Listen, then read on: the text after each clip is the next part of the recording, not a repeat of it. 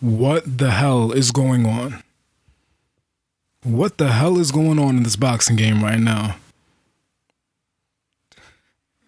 So last week, I was at work, and you already know the story if you saw my latest video. And at work, I got a text from a friend of mine saying that Gennady Golovkin was going to fight Chris Eubank Jr. So I come home from work, and immediately I make a YouTube video with my thoughts on it. I just turned on my computer, hooked up my gear, fucking recorded that, put it out there, boom. Didn't care to fact check what kind of strap Eubank had. That wasn't the point of my video. My point was basically the matchup. I wasn't too wrapped up in the facts. So that was the first kind of random boxing news involving Golovkin in a week. Now, I put that video again together real quickly, just my thoughts on it. Didn't put that much time into the video. It was the least amount of effort I put into anything I've actually posted online. That video, least amount of effort. Because it was just something I had on my mind I wanted to get out of the way quickly. Now, I'm a nobody on YouTube. I'm a nobody in terms of the YTBC. I have like 4 subscribers, if that. And that video got like, in the span of maybe 4 days, something over 400 views. Now, granted, I didn't expect it to get that many. I didn't even want it to get that many. I thought it'd get my usual like 30 views, and people who have come across my videos before would see it and it'll be just for them, cool, whatever. The fact that I'm a nobody who got over 400 views in the span of like 4 or 5 days with that video let me know that this was a fight that people were excited to see. This was a fight that people were kind of getting hype about. So Golovkin, I think, said some things on Twitter. Eubank was running his mouth in interviews, and I was cool with it. I'm all in.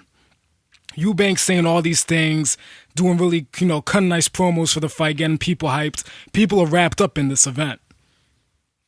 It seems like it's really legit about to happen. There's no way this fight isn't happening.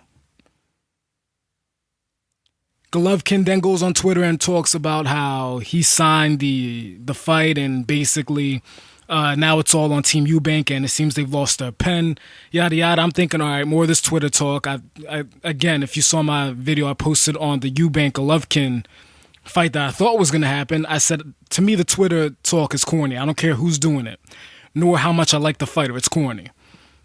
So he does that. I'm like, okay, it's more corny BS. He's just talking, whatever.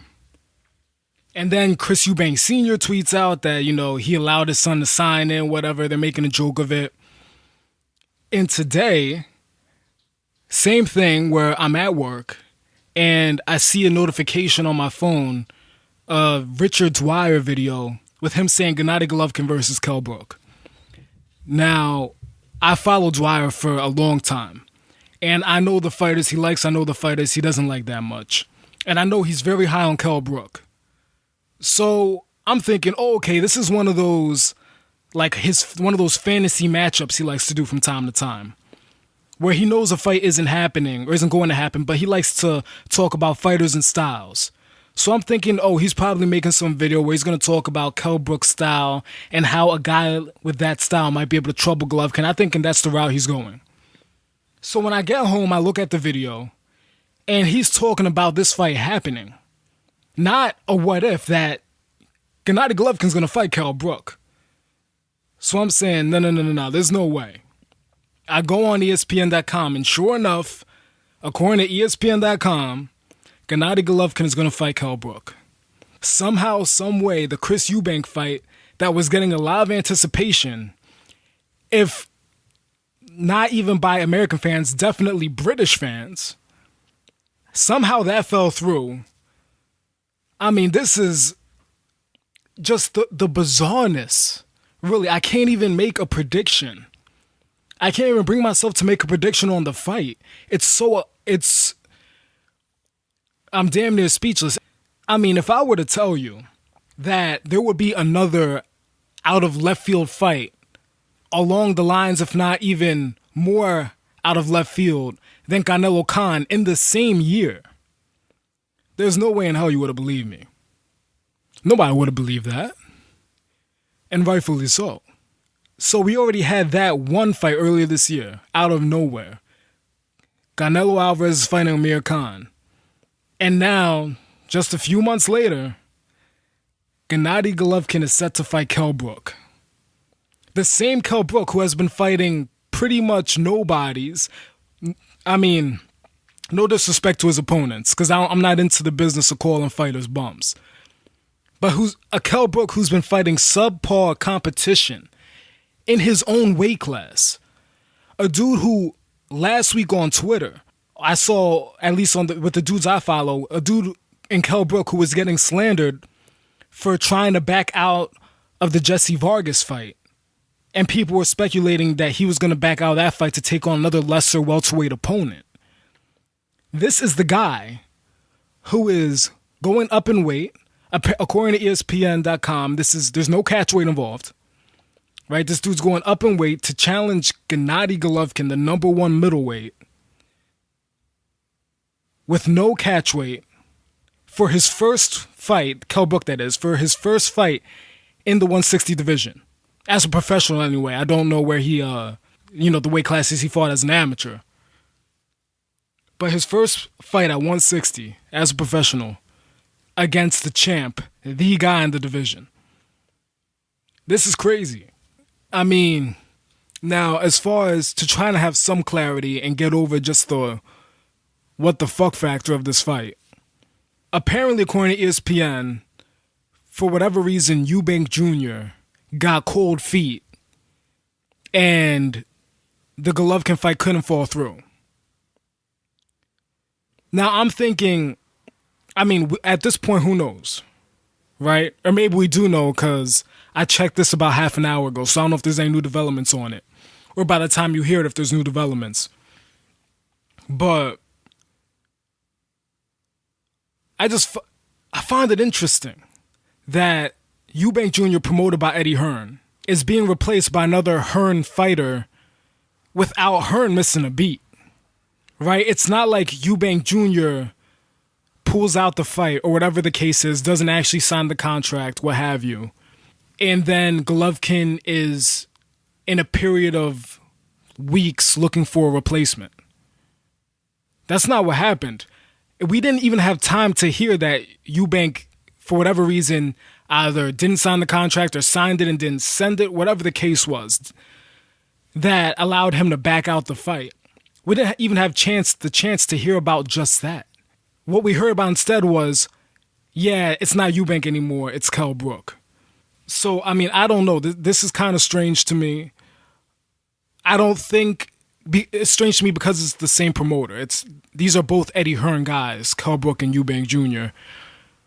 I can't imagine it's the promoter trying to protect one over the other because if anything, I'd think, and I don't know this, so if there are any UK guys, I know UK guys comment on my last video. If you're listening to this one, please comment as well. Let me know. Who's the bigger star over there? In the UK as a whole, is Eubank Jr. a bigger star than Kell Brook, or is Kell Brook a bigger star? Because I'd imagine Kell Brook's the bigger star. He's a bigger name to me. But that might just be because I pay more attention to the welterweight division than the middleweight division because the welterweight division is more competitive. It's more stacked with talent, in my opinion. So that could be why I think Kell Brook is a bigger name than Eubank Jr. Right? So I don't think, to me, I mean, unless it's otherwise, I don't think this is Hearn trying to protect Eubank Jr. and willing to sacrifice Kell Brook. Maybe, if anything, he's trying to make even more of a star of Kell Brook because he thinks Kell Brook has a legitimate chance to beat Golovkin. I don't know. All I know is that it's completely bizarre. And it's very interesting that Hearn didn't miss a step. And when Eubank Jr., again, pulled out or didn't agree, whatever the case was, he just immediately inserted Kell Brook right in there to compete for the middleweight championship. But, I mean, as far as what people are going to say about the fight, I don't know. I'm sure there will be cherry-picking comments considering that Kell Brook is a welterweight. And Kell Brook is a chinny welterweight, right? We've seen him get cracked before. I'm sure you'll have those type of comments. They might be valid. This could very well be a cherry pick. I don't know. To me, it's just so damn bizarre. I can't even really think too clearly on it. Like when everybody was trashing Canelo Khan, I still couldn't get over the fact that the fight was actually happening. They were both walking into the ring on May, whatever the hell it was, May 2nd. I don't even remember the date of the fight. And as I'm watching them both walk into the ring, I still couldn't get over the shock factor of how is this happening. I couldn't even bring myself to trash it. But for what it was, that was a really fun fight. I know a lot of people said, well, it ended the way we all knew it would end. Yeah, that's true. But I think that's a little disingenuous because it was a lot of fun getting there. Because I think everybody was watching that fight saying, okay, when is Canelo going to catch him? When is Canelo going to catch him? And round after round, he wasn't catching him. I mean, sure, he was banging up his body and whatnot, but it seemed everybody was thinking, all right, at any moment when Canelo lands that big shot, he's going to take him down. And he landed some nice shots, both body shots and head shots throughout those rounds, and Khan didn't go down. So could this fight be similar? I don't know. I don't think so. But who knows? Right now, I mean, all I can say is Kell Brook was a great mover before his leg injury. Since his leg injury, he hasn't really had to move. Could he move the same way he used to? I don't know if he's still capable of that. Would it even matter? Golovkin's so good at cutting off the ring. Would it even matter? Would his movement even be a factor, even at Kell Brook's best?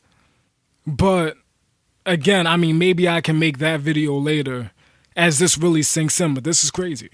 At this point, I'm just sounding like the broken record, but it's just so out of left field. Like I said earlier, I mean, at this point, you might as well wait for Lomachenko versus Errol Spence. Or Danny Garcia ain't find nobody. Sean Porter versus Andre Ward. It's bizarre, man. Another thought, these are all coming to me suddenly, where Canelo Khan made Canelo look bad. Because it's like, yo, you got other dudes in your division and you're fighting a welterweight. This has the reverse effect where this makes the middleweights look even worse.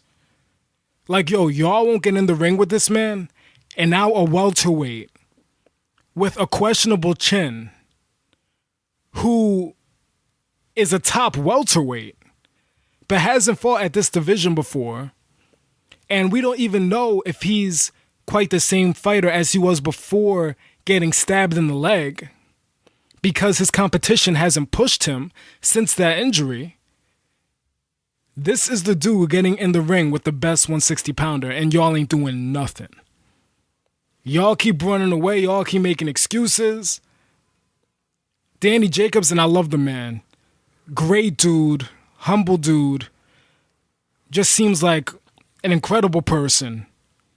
I always root for the man, but, I mean, come on, son. You're calling out Golovkin after the Eubank fight. Seems like it's completely finalized. Now we know that wasn't the case. But, you know, I hate when fighters do that. And Danny Jacobs, of all people, that disappointed me. But, man, this makes the other middleweights look bad. This makes them look really bad. A welterweight. A welterweight is taking on Golovkin. I mean, it's just so bizarre on so many levels. Like I said, a lot of people were, at least to me, seemed really into this Eubank Golovkin matchup. Now we're not getting it. This fight has that bizarre factor that it could probably maintain the same numbers Golovkin Eubank would have generated. It could probably still reach that, but it's the type of matchup, unlike Golovkin Eubank, where it's, all right, who has the better style? Who's the most capable of implementing their game plan and making it their fight? It's just, yo, this shit's really about to happen. When the bell rings and they start to walk across the ring at each other, that's going to be on everybody's minds, I'm sure of it. Just that factor of, this shit is really happening right now. Kell Brook and Gennady Golovkin are somehow, some way in the same ring. But hey, man, if you're watching this, please comment. Let me know your thoughts on this fight. Do you think Brook has a chance? Do you think it's a cherry pick on Golovkin's part? Are you just as blown away about it as me? Leave all those comments here, please. Thanks for stopping by, guys. this shit is gonna just mind fuck me for probably 3 more weeks at least, and yeah, that's all I got.